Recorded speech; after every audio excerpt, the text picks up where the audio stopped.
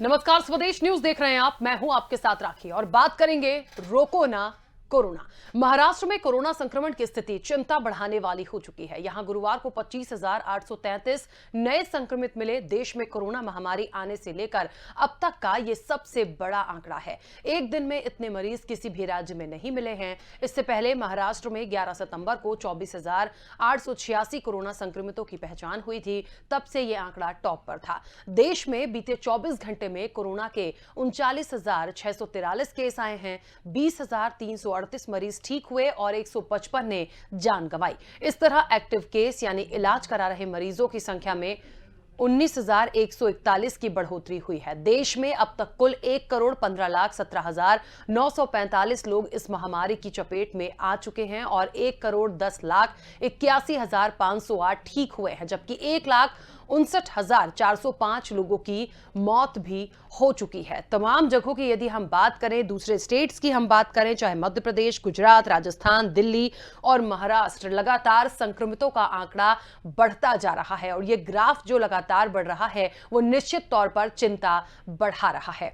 क्या किया जाएगा, कैसे बचा जाएगा और इस वक्त अब सबसे ज्यादा क्या कुछ करने की जरूरत है? इस वक्त आपको बता दें कि डॉक्टर आर.एन. टंडन जी हमारे साथ जुड़ गए हैं। आर.एन. टंडन जी, बहुत स्वागत स्वदेश न्यूज से जुड़ने के लिए।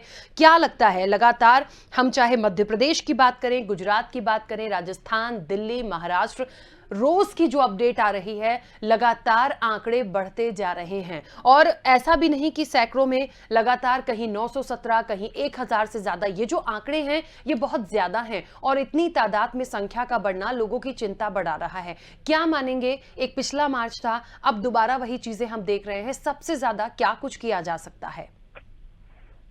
शुक्रिया राखी जी। हमको ये रोज की बात हो गई है। जैसे हमने पिछले मार्च से रोज यही नंबर देख रहे थे, बढ़ना शुरू हो रहे हैं। जब तक हम उस समय हमने लोगों को बहुत कुछ समझाया, क्या क्या करना है, क्या नहीं करना है, कैसे अपने आप का बिहेवियर चेंज करना है, क्या आपके फायदे में है, क्या आपके परिवार के फायदे में, क्या आपके बाकी सब अड़ोसी पड़ोसी और मुल्क के लोगों के फायदे।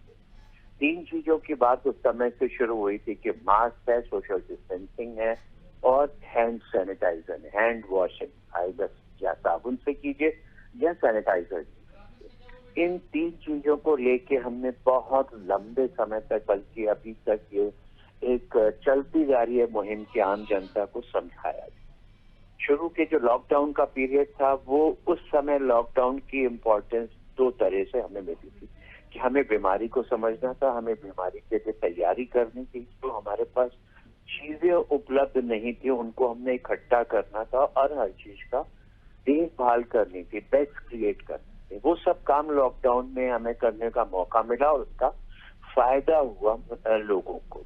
नंबर बढ़ते जा रहे थे उस समय भी, वजह की बीमारी उस समय आई थी, लोग बागों में उतनी चेतना नहीं थी कि उस बीमारी से कैसे बचा जाए। जब बीमारी की चेतना उन्हें आई, उन्होंने प्रिकॉशंस लेना शुरू किए, तो धीरे धीरे करके लॉकडाउन को खत्म किया गया और लोगों को समझाया गया कि रेस्ट्रिक्शंस यूज करना है। रेस्ट्रिक्शंस के साथ में जब बातें शुरू हुई तो लोगों को परेशानियां दिखाई देने लगी कि उनकी नौकरी खतरे में आ गई है, उनके देश के इकोनॉमिक कंडीशंस खराब हो रही है। तो धीरे धीरे करके लॉकडाउन की सभी चीजों को विड्रॉ कर लिया गया और सब ओपन होने के बाद से लगातार लोगों में एक भावना आई कि अब ये सब चीजें ओपन कर दी गई तो शायद कोरोना खत्म हो गया, सब भूल जाओ कि क्या मास्क था और क्या सोशल डिस्टेंसिंग थी और क्या हाथ धोना था। नहीं पता है कि लोग क्या कर रहे हैं, परंतु एक चीज जरूर देखने में आ रही है कि मास्क लोगों के मुंह से, नाक से हट के गले में आ गया है या है ही नहीं। तो लोगों को इस बात को फिर से समझना पड़ेगा। जिस तरह से ये सेकेंड वेव आई है, ये सेकेंड वेव में जरूरी चीजें बहुत आई हैं कि नए वायरस के जो स्ट्रेन आए हैं, चाहे वो यूके का है, चाहे वो ब्राजील का हो, चाहे वो स्पेन का हो, सारे वायरसेस के कुछ न कुछ पेशेंट्स हिंदुस्तान में देखे जा रहे हैं। पर हमें दो बातों को ध्यान में रखना है कि ये चीजें जो हम बताई जा रही हैं आपको, ये परेशानी के लिए या चिंता करने के लिए या डराने के लिए नहीं बताई जा रही। ये बातें सिर्फ इसलिए समझाई जा रही है कि आप अभी भी संभल जाओ। अगर महाराष्ट्र में 26,000 केस हो सकते हैं पूरे भारतवर्ष में, रफली 40,000 केस हो गए हैं, तो वो दिन दूर नहीं है कि हम 1 लाख वाली फिर से जो संख्या थी उसको टच कर ले। बिल्कुल। गवर्नमेंट चलिए, की आरएन तरफ टंडन से जी जो लगातार कुछ बने रहेगा, बीच में रोक रही हूं इस वक्त आपको, लेकिन तमाम आंकड़ों की यदि हम बात करें तो निश्चित तौर पर पूरे देश में कोरोना के आंकड़े जो हैं वो 35,871 पर जा चुके हैं। पिछले 24 घंटों की हम यदि बात करें तो 172 मौतें हो चुकी हैं। कोरोना की रफ्तार जो है वो लगातार बढ़ रही है और ये तमाम चीजें निश्चित तौर पर बहुत ज्यादा गंभीर है। 9 जिलों में नाइट कर्फ्यू की बात की गई है और इन नाइट कर्फ्यू के बाद क्या स्थिति लॉकडाउन तक जाएगी, ये बहुत सारी बातें हैं और सवाल वही होता है, चाहता कोई भी नहीं कि लॉकडाउन हो, गवर्नमेंट भी नहीं करेगी कि लॉकडाउन की स्थिति बने, लेकिन हाँ, इन सब तमाम बातों के पीछे लोगों को जागरूकता दिखानी होगी। आपको बता दें कि पीएम नरेंद्र मोदी भी बहुत चिंतित है और उन्होंने एक बात बहुत स्पष्ट की थी कि सामूहिक प्रयासों से हम इस कोरोना को मात दे सकते हैं। अब सामूहिक प्रयास यही होते हैं कि आप सोशल डिस्टेंसिंग रखिए, स्वच्छता का ध्यान रखिए, मास्क लगाइए, इन तमाम चीजों को लेकर आप चलेंगे तो इसको हम हरा सकते हैं। लेकिन लगातार जो आंकड़े बढ़ रहे हैं, जो ग्राफ बढ़ रहा है, वो निश्चित तौर पर चिंता बढ़ाता है। आरएन टंडन जी से लगातार हमारी चर्चा जारी है। आरएन टंडन जी, एक बात और, जैसे आपने भी कहा, हम लोग भी देखते हैं कि पहले मास्क, जब लोग इससे डरे हुए थे तब नाक पर वो मास्क होता था, लेकिन उसके बाद वो खसक कर गले तक आ गया। अच्छा, कुछ लोगों का ये भी कहना होता है कि वो बहुत ज्यादा देर तक इस मास्क को कैरी नहीं कर सकते हैं, यदि वो मार्केट में भी हैं तो लगा लिया, पर बातचीत के दौरान या बहुत सफोकेशन होता है, प्रॉब्लम होती है तो वो उसको खसका लेते हैं। उसके लिए कोई ऐसा उपाय कि वो कर ले या प्रॉपर सैनिटाइज करके मास्क को हाथ लगाएं, क्योंकि ये बहुत आम चीज है, हम लोग भी मास्क कैरी करते हैं बट कंटिन्यूअसली बहुत देर तक नहीं लगा पाते, तो इसके लिए क्या कुछ किया जा सकता है? ये बहुत ही जरूरी चीज है कि मास्क से प्रोटेक्शन आपको जरूर मिल रहा है। अगर आपको लगता है कि आपको बहुत सफोकेशन हो रहा है, आपने ये हटाना ही है मास्क को, तो मास्क के साथ में एक फेस मास्क आता है, फेस शील्ड आती है। अगर बहुत ज्यादा आपको परेशानी है और आपने जाना ही है, आपने रहना ही है लोगों के बीच में, तो मास्क को थोड़ा सा हटा के आप अपने फेस शील्ड को कंटिन्यूअसली पहन के रखिए कि फेस शील्ड भी आपको थोड़ा प्रोटेक्शन देगी उस चीज के। परंतु इन सब चीजों का कोई वो नहीं है। अगर मास्क आपका 3 प्लाई सर्जिकल प्लाई है, जो मास्क है जिसको हम लोग कहते हैं आमतौर पे इस्तेमाल कीजिए, उसमें सांस लेने में ऐसी कोई दिक्कत नहीं होती। इसकी वजह हम इसलिए आपको ये कह रहे हैं कि हम इसको ऑपरेशन थिएटर में यूज करते हैं। 5-5, 6-6 घंटे की सर्जरी चलती रहती है और मास्क अपना जहाँ पे होता है वहीं पे बंधा होता है। ये मास्क अभी तो हम इलास्टिक के बैंड हैं, हमारे जो मास्क होते हैं वो उनको टाइट करते हैं जिनसे कि वो बिल्कुल टाइट रहे और फिक्स रहे, हमारी नाक और मुंह बंद रहे। तो इन सब चीजों के बावजूद भी हमारे पास कोई ऑप्शन नहीं है। इवन डबल मास्किंग, अगर यूनाइटेड स्टेट्स में अगर आप बात करें, पहले तो मास्क लोग लगाते नहीं थे, परंतु उसके बाद से जब से नया रिजीम आया है तो बाइडेन ने के मास्क कंपलसरी कर दिया और उसमें भी लोगों को डबल मास्किंग की ओपिनियन दी गई, यानी कि एक मास्क अंदर और उसके ऊपर एक और मास्क। तो इस तरीके की चीजों को प्रिकॉशंस में लेना जरूरी है और इसको हमने ये कह गए कि हमारा दम घुटता है तो आप घर में रहिए। जो आप बाहर सड़कों पे घूमने जा रहे हैं, जो इमरजेंसी काम नहीं है उसके लिए क्यों बाहर सड़क पे जा रहे हैं? आप दादर के मार्केट का सीन दिखाते हैं, वहाँ पे लाखों की तादाद में लोग हैं। जो बड़ी बड़ी मीटिंग्स हो रही है उसमें लाखों की तादाद में लोग आ रहे हैं। बिल्कुल। जब लोग मीटिंग्स में खड़े होते हैं, लाख लोग होते हैं, तो फिर बाहर मार्केट में भी लोग उसी तरह से घूमते हैं। अगर मीटिंग में कोरोना नहीं हो सकता तो मार्केट में भी नहीं हो सकता है। बिल्कुल। तो इस तरीके की जो गलत फहमियां लोगों के दिमाग में दूसरों को देख के पैदा होती हैं, हमें उसको समझना है। चलिए, बिल्कुल बने रहिए आरएन टंडन जी हमारे साथ। इस वक्त आपको बता दें कि डॉक्टर पराग शर्मा भी हमारे साथ जुड़ गए हैं। डॉक्टर पराग, आपका बहुत स्वागत स्वदेश न्यूज से जुड़ने के लिए। चर्चा चल रही है, कोरोना को रोकना है और उस कोरोना को रोकने के लिए सबसे बड़ी बात यही है कि क्या एहतियात बरते जाएं। सैनिटाइजेशन, सोशल डिस्टेंसिंग और आपको मास्क प्रॉपर कैरी करना है। इन तमाम चीजों के बावजूद जो ग्राफ, जो आंकड़े दूसरे स्टेट्स के हम तमाम देख रहे हैं, वो निश्चित तौर पर चिंता बढ़ा रहे हैं। नरेंद्र मोदी की भी चिंता निश्चित तौर पर बनी हुई है और उन्होंने ये कहा है कि सामूहिक प्रयासों से जीता जा सकता है। एहतियात, कहते हैं ना कि दवाई के साथ साथ कड़ाई भी, उन्होंने एक मंत्र भी दिया। तो इन सबको चीजों को लेकर चलें। तो क्योंकि आप एक डॉक्टर हैं, क्या लगता है लगातार ये जो चीजें बढ़ रही हैं, कैसे इससे बचा जाएगा? देखिए, सबसे पहली बात तो ये है कि कोरोना वायरस जाने वाला नहीं है, ये तो सबको पहले से पता था। लोग फ्री इसलिए हो गए थे क्योंकि उनके आसपास डिसीज थोड़ी सी कम हो गई थी, डेथ थोड़ी सी कम हो गई थी, तो लोगों को लगा कि कोरोना खत्म हो गया है। बट असलियत ये है कि वो वायरस कम्युनिटी में रहने वाला है। जो भी कमजोर होगा, जो भी इम्यूनिटी के कारण किसी कारण कोमॉर्बिडिटी, डायबिटीज, बीपी, एज जिनकी ज्यादा होगी, उन लोगों को कोरोना पकड़ता रहेगा। अभी नहीं, आने वाले 1-1.5 साल तक और भी ये चीजें चलती रहेंगी। दूसरी बात, लोगों को अब 1 साल हो गया है, फोन पर भी, टीवी पर भी, रेडियो पर जो गवर्नमेंट अपनी तरफ से जितना कर सकती थी बताने के लिए कि मास्क यूज करे, सोशल डिस्टेंसिंग अपनाए, बट पिछले 3 महीने में मैंने तो देखा है कि कहीं कोई रूल का फॉलो कोई नहीं कर रहा था। अब थोड़ा सिविक सेंस भी जरूरी है लोगों को। अगर लोग खुद अपनी जिम्मेदारी नहीं समझेंगी तो हर चीज सरकार हर चीज के पीछे जुर्माना लगा के हर चीज कड़ाई से पालन करवाए, ये ऐसी चीज है नहीं। मास्क पहनना एक पर्सनल प्रोटेक्शन है। आदमी को खुद अपनी जिम्मेदारी होनी चाहिए कि मुझे अपने घर वालों के लिए, अपनी जिंदगी के लिए ठीक रहना है, उसे खुद यूज करना चाहिए ढंग से। मास्क जो लोग यूज कर रहे हैं वो लोग गलत तरीके से यूज कर रहे हैं। कई लोग बात करते समय मास्क को नीचे उतार लेते हैं, कई लोग का मास्क गीला हो जाता है, कई लोग मास्क 10-10 दिनों तक चेंज नहीं कर रहे हैं और ज्यादा ससेप्टेबल करा रहे हैं अपने आप को इन्फेक्शन से होने के लिए। तो लोगों को समझदार बनना पड़ेगा। कई तरीके से कई बार कई लोग ये वाली बातें बोल चुके हैं। मैं फिर वही बातें रिपीट करूंगा, सोशल डिस्टेंसिंग, मास्क का यूज, हैंड सैनिटाइजेशन, जरूरत नहीं हो तो घर से बाहर ना निकलें। बट अभी लोगों को समझना पड़ेगा, इट्स हाई टाइम कि अब लोग समझें इस बात को कि ये इतनी मजाक वाली बात नहीं है। अब किसी किसी की, हम लोग तो देख रहे हैं हमारे हॉस्पिटल्स में काफी पेशेंट आ रहे हैं और डेथ भी हो रही है, तो थोड़ा जिम्मेदार बनना पड़ेगा आदमी को। बिल्कुल। अच्छा डॉक्टर पराग, एक बात और, जिस तरीके से बार-बार ये बातें आती हैं कि लोगों को जागरूक रहना है, इन तमाम चीज़ों से बचना है, प्रॉपर सोशल डिस्टेंसिंग हो, मास्क हो, सैनिटाइजेशन हो, इन चीज़ों के बाद अच्छा ये सारी चीज़ें अभी हम 2-3 महीने की बात करें, जब थोड़ा-सा स्थिति कंट्रोल हुई थी, तब भी पब्लिक उतनी ही बाहर थी और बिल्कुल। अभी भी पब्लिक उतनी ही बाहर है, लेकिन केसेज़ उस वक़्त बहुत कम हुए थे। हमने ये सारी चीज़ों को, हमें लगा था कि लोग बहुत जागरूक हैं, ये चीज़ें नहीं बढ़ेंगी, लेकिन उसी मार्च में वही सारी चीजें फिर से एकदम तेजी से बढ़ रही हैं। क्या माने, क्या लोगों ने लापरवाही करना शुरू किया या फिर एक मौसमी चेंज है उसकी वजह से भी? इसके पीछे की मुख्य वजह क्या मानी जा सकती है? कुछ तो मौसमी चेंज है। ये वाला मौसम वैसे भी वायरल फीवर का सीजन माना जाता है, जो फरवरी से स्टार्ट होकर अप्रैल तक रहता है। इसमें आमतौर पर भी फ्लू, और अभी भी कई लोगों को कोविड के अलावा भी फ्लू और एलर्जी और ये सब बहुत हो रही है। दूसरी चीज कि शायद हो सकता है कि अपने यहाँ, क्योंकि अभी स्टडीज हुई नहीं है उस लेवल पर, इसलिए पक्का नहीं कहा जा सकता, लेकिन हो सकता है कि वायरस ने थोड़ा बहुत अपना स्वरूप भी बदला हो, जिससे इसकी इन्फेक्टिविटी अभी वापस से तेज हो गई है।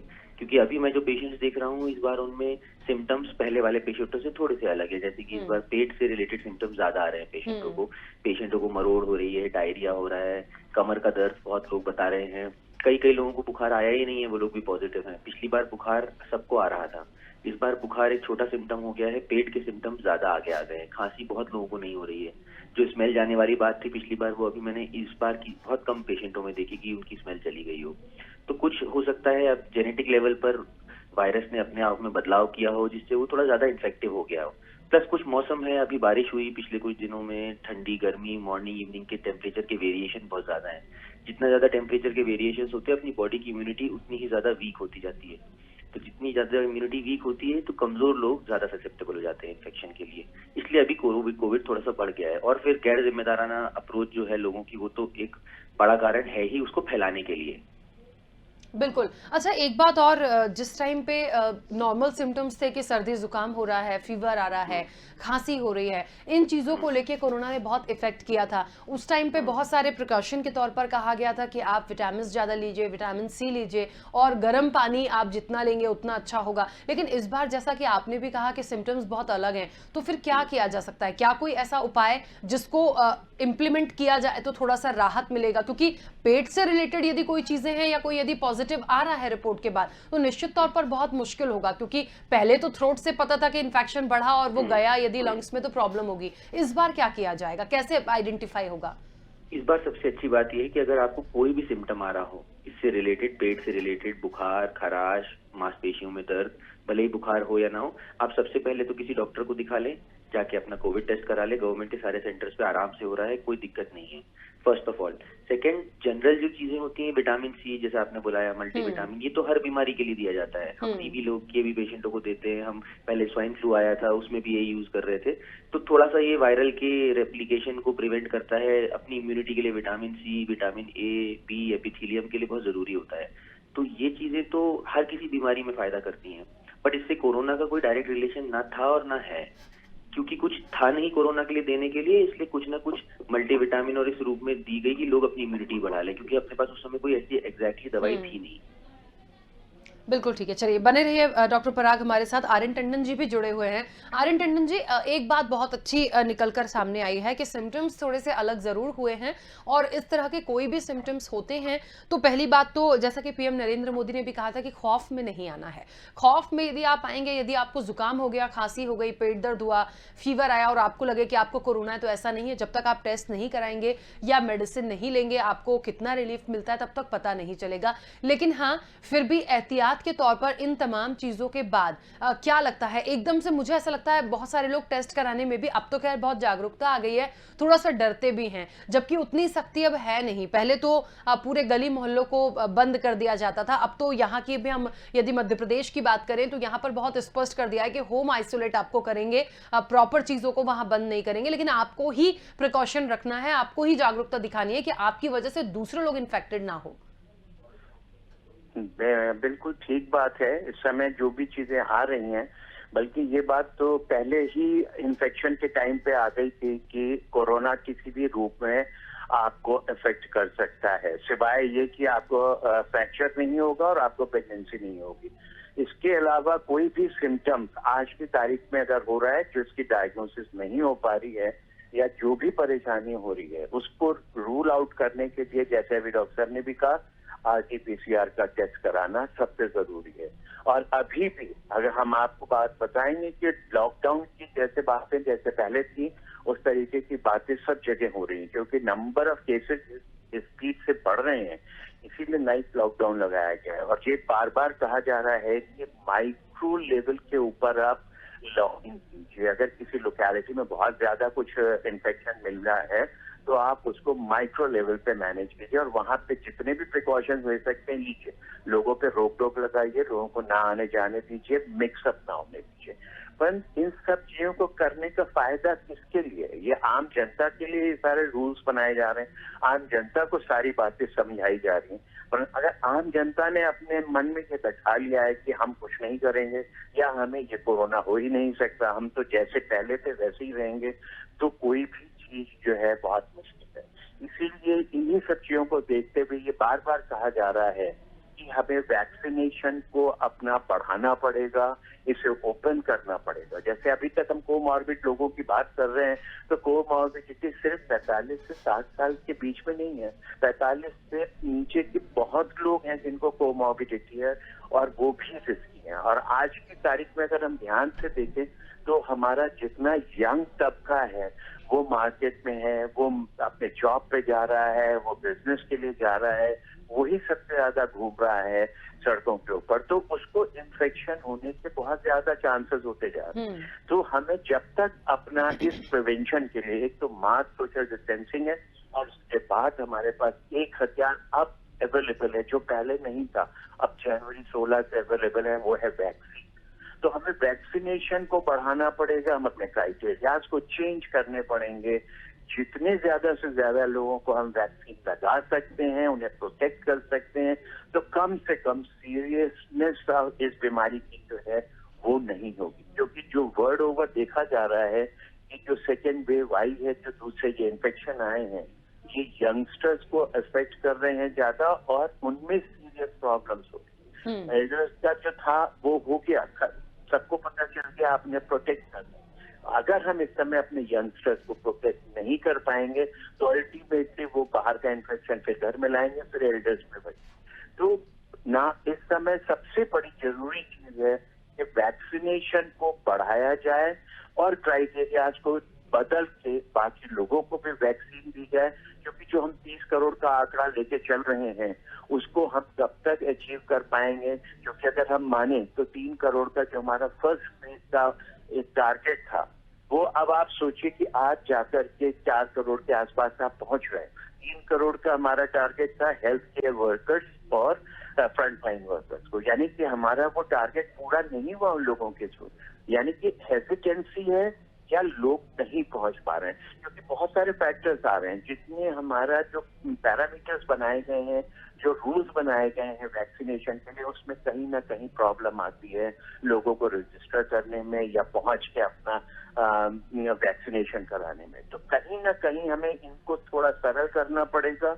आने वाले लोगों में जो भी वैक्सीन लगवाने के लिए तैयार है 18 से ऊपर या जिन्हें किसी भी तरीके की परेशानियां हैं उन्हें वैक्सीनेशन देना जरूरी है।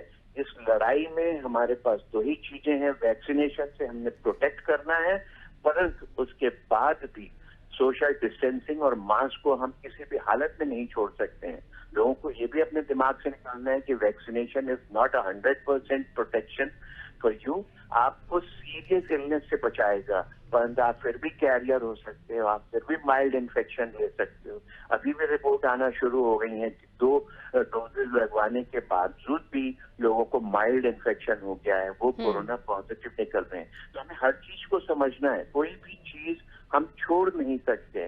पर हाँ, वैक्सीनेशन बढ़ाने से पक्का है कि हम सीरियस इलनेस को बचा पाएंगे, मोर्टेलिटी बचा पाएंगे और मास्क और सोशल डिस्टेंसिंग से हम बीमारी को बढ़ने से रोक सकते हैं। और इससे बड़ा और कोई हमारे पास तरीका नहीं है कि हम इस बीमारी को बढ़ने से रोकें।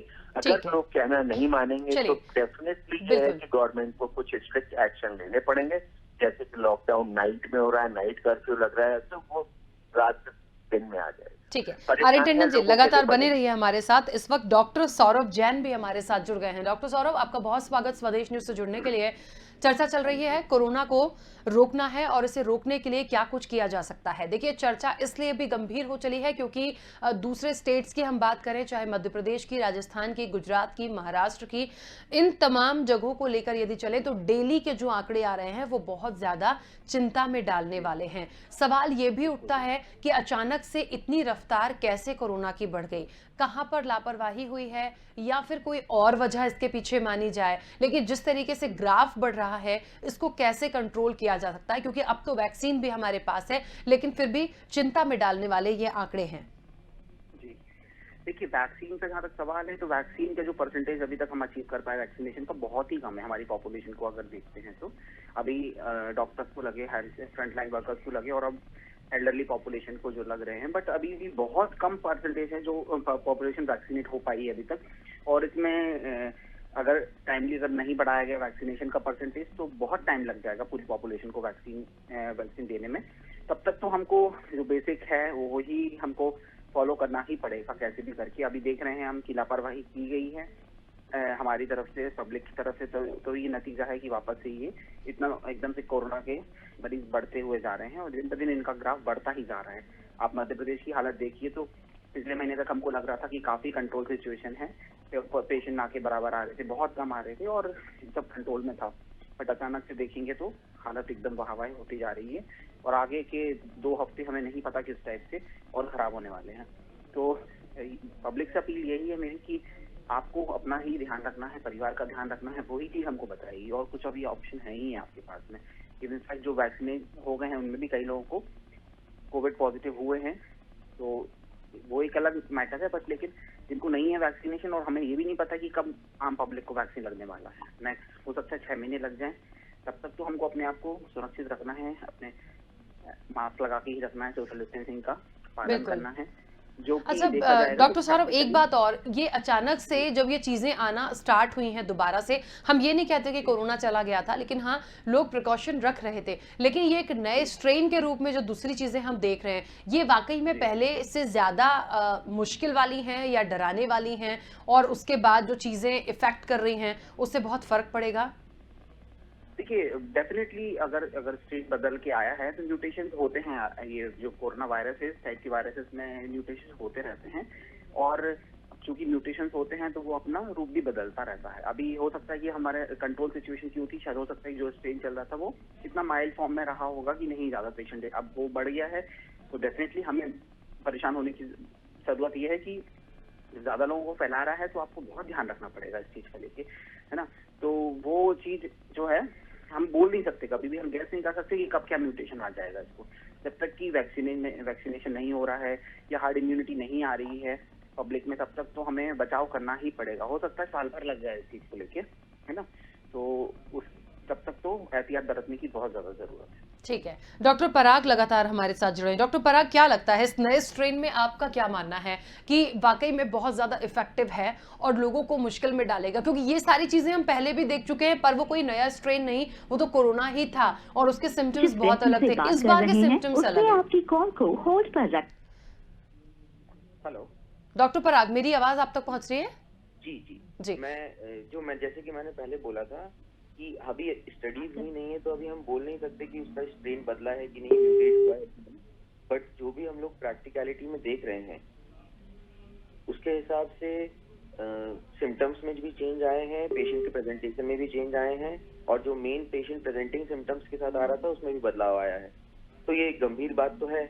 आगे आने वाले दिनों में देखना पड़ेगा कि ये गंभीरता इसकी बढ़ती है या कम होती है।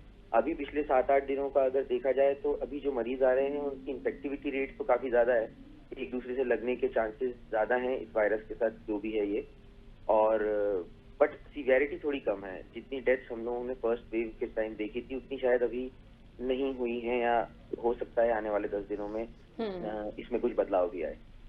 चलिए, आप सभी मेहमानों का बहुत शुक्रिया। डॉक्टर पराग शर्मा हमारे साथ थे, डॉक्टर आर्यन टंडन, डॉक्टर सौरभ जैन, आप सभी का बहुत शुक्रिया इस चर्चा में शामिल होने के लिए। तो देखिए, रोको ना कोरोना, इसे रोकने की बहुत जरूरत है। तमाम डॉक्टर्स से, स्पेशलिस्ट से हमने बात की, उन्होंने एक ही बात बोली है कि आपको एहतियात बरतना है। एहतियात बरतने में 3 चीजें बहुत महत्वपूर्ण है। एक तो सबसे पहले आपका मास्क, दूसरा सोशल डिस्टेंसिंग, तीसरा प्रॉपर सैनिटाइजेशन। इसके अलावा यदि आपको किसी भी तरह के सिम्टम्स हैं तो आप डॉक्टर को दिखा सकते हैं। आप पहले टेस्ट करवाइए, उसके बाद ये तमाम चीजें होंगी। वैक्सीनेशन जो आया है वो भी आप कराइए, लेकिन वैक्सीनेशन होने के बाद ये मत समझिए कि आपको कोरोना नहीं हो सकता। उसके बाद भी बहुत ऐसे केसेस हैं जो इसकी चपेट में आए हैं। तो सुरक्षा आपको रखनी है, अपनी एहतियात आपको बरतना है, यही फिलहाल इसका इलाज भी है। इस चर्चा में इतना ही, दीजिए इजाजत, नमस्कार।